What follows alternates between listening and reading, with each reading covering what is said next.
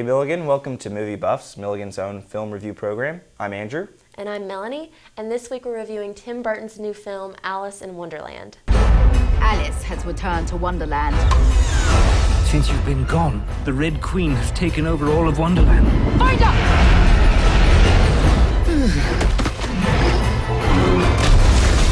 Help us make the world right again. Over their heads! Alice in Wonderland is about a young girl, Alice, who is unhappy with how things are going in her personal life. One day, she tumbles down a mysterious rabbit hole and finds herself in a strange new world. And the strangest part is, every creature she encounters seems to already know who she is. Her new friends tell her that it is she who must slay the vicious Jabberwocky and ultimately defeat the evil Red Queen, played by Helena Bonham Carter. Along the way, she also runs into the Mad Hatter, played by Johnny Depp, and the White Queen, played by Anne Hathaway. Through a series of wacky adventures and with some help from her new companions, Alice embarks on a journey that will change the rest of her life. So Melanie, what did Tim do well here? Well, one thing I really liked about this film was the awesome costume and makeup design. This was something that I noticed almost immediately in the film and continued to notice all the way through.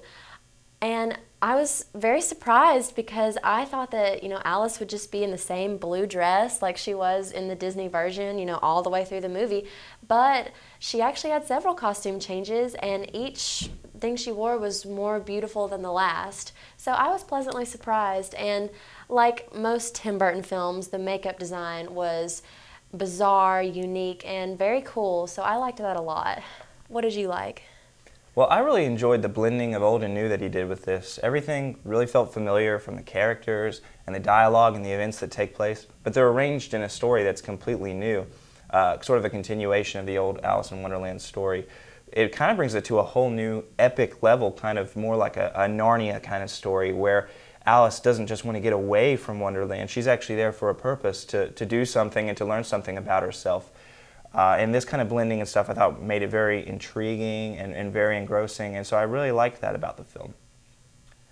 Now, one thing I didn't really like was, from Tim Burton, the guy who directed Beetlejuice, Edward Scissorhands, Big Fish, I always expect something very new and unique.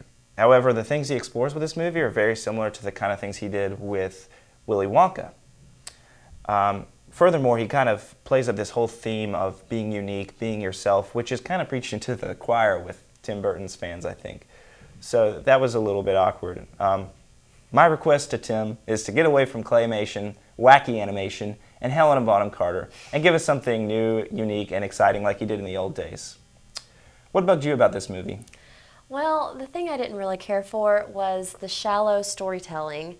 Now, this film was a visual feast, but I felt like it was lacking in the storytelling department. I felt like I was missing out on a lot of things because I hadn't read the Lewis Carroll books that this film is based off of. But that's not really the responsibility of a moviegoer. I felt like the whole movie was very imbalanced between visuals and storytelling, and so I was disappointed. And, I'm a big Tim Burton fan, so I was even more disappointed. I'm really on the fence about this movie. There were a lot of things that I liked and a lot of things that I didn't particularly care for. I would probably still recommend it if you are a Burton fan or if you're a fan of the Alice in Wonderland stories, but if not, I probably wouldn't bother.